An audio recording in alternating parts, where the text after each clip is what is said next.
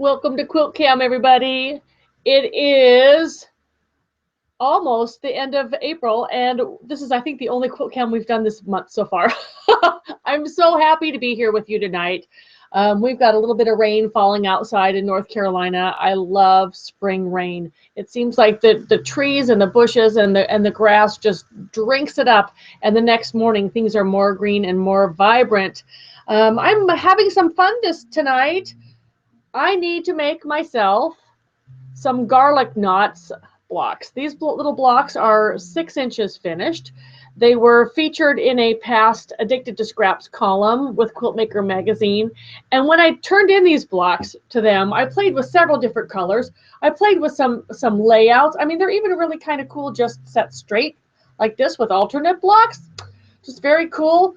Here's a turquoise one with some spaceship fabric in the center. I have need of baby quilts. And how much more fun could a baby quilt be with these simple blocks, each using just 3 fabrics. Now, what's interesting about this block, when I first looked at this block, I saw the 4 patch in the center. And then I saw, well, there's a 4 patch here, and there's a 4 patch here, and then there's this little kind of like start of a half log cabin unit. Okay, so 2 of those and 2 of those make this block and make it into quarters.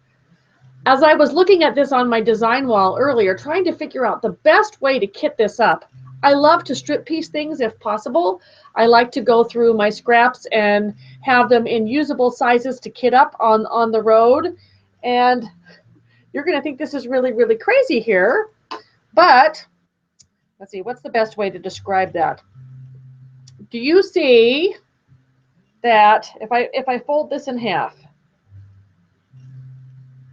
that I have like 1 row of a 9 patch here and another row of a 9 patch here and a rectangle? And if I turn it over, I've got the same thing in mirror image. And I can sew this from strips without having to cut a single square.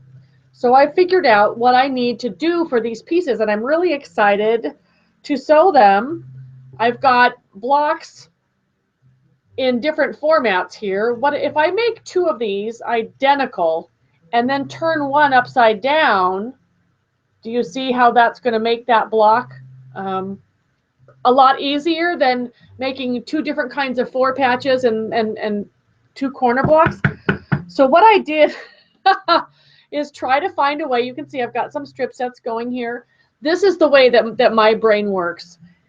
If it can be strip pieced, I'll find a way. If I can find the length of the units I need to make in order to easily cut these together, I will find a way. And then the best part for me is finding a way which is the right spot for the second block to jump in so that they can both become the leader and ender of each other. Remember playing double dutch when you were in school, or jump rope? And you'd watch that rope, and you'd watch that rope, and you watch the rope, and then pretty soon it was just at the right spot so that you could jump in too, and then you and your best friend were jumping together. That's the way that I want to work on these blocks. I haven't figured it out yet. I haven't figured out which is the right spot, but I've used these 2 strip sets that you see under the needle as the leader and ender while sewing these together, and now I'm going to add the little side pieces, and we'll see if this will work. I've also set up a cutting board right next to me because there will be some subcutting of strip sets involved. If you are new to Quilt-Cam, I'd love to know what you're working on. Send me an email at quiltville@gmail.com with your attachment. That's the best way to send photos. If you're on the blog, you can leave a comment in the comment section, or email me, or leave a message in the guest book. Or if you're on YouTube watching, you can leave a message there too, and that shows up in my email. I did some strip test units earlier to make sure that my seam is where it's supposed to be. And if my little rectangle is the exact same size as these units when the units are sewn together, then I know I'm working good here. I actually think I'm a little bit scant on my seam because I'm a little bit bigger. So I'm going to be sure, oh, yep, I wandered. I will be sure that I keep my fabric up to my mark as I sew so that my units come out the right size. Okay, so those two are through. I like to work on just 2 blocks at a time if possible. With all of these random fabrics and strip sets, it would be really confusing if I had more than a couple going at a time.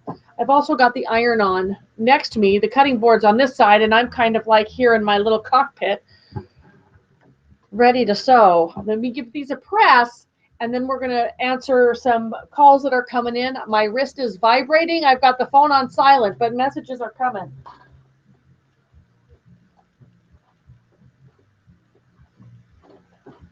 So this is just like making a 9-patch. I've got 2 little strip sets, and I can get 2 subcuts from each pair.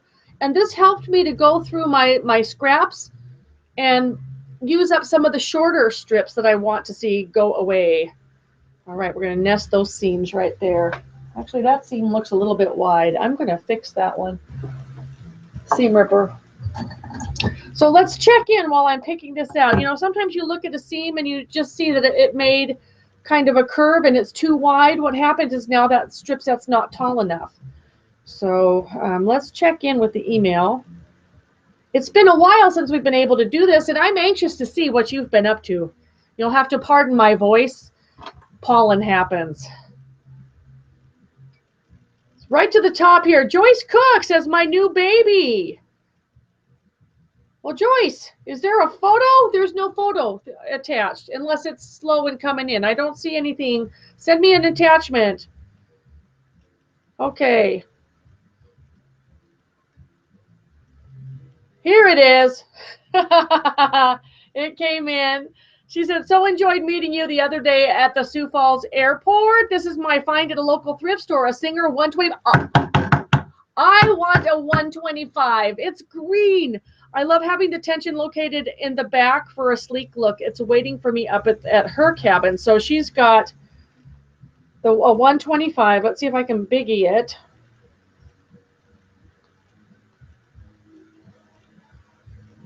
It's kind of sideways on here, so maybe it'll turn. But it's basically a class 15. But I believe this one is aluminum, so it's a lot lighter weight. That is a beautiful one. 2-tone green with the tensioner on the nose of the machine over here. You're going to have a lot of fun with that. That is just beautiful. And it's in a really nice mid-century cabinet, too. Good job.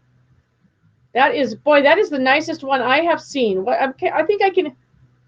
75 bucks? You paid 75 bucks for this? That was all? Yes, I can biggie size it to see the price tag. But it looks like they had it set up with the sample to show you that it's sewed and everything. That's wonderful. So let me tell you about Joyce. I am sitting, this is what quilters do, and it just amazes me. So I'm really, really happy to be able to call Joyce a personal friend now. She came to my rescue. I had posted that of all of the issues that I would have getting from Greensboro to Atlanta to Minneapolis to Sioux Falls, yes, because you have to go to the closest hub first. You can't skip a hub. You have to go to the closest hub first. My biggest worry was that my baggage would come off of the baggage claim in Sioux Falls before I had a chance to go to the rental car counter, and that there wouldn't be a luggage cart, and you can't leave luggage unattended, and here's 4 bags and nobody to help me. So I was there in Minneapolis, and we were about to close the cabin door, so the phone was going to have to go off like in a minute, and I probably pushed this a little bit longer because the lady said, okay, time to put it on Wi-Fi, and I went,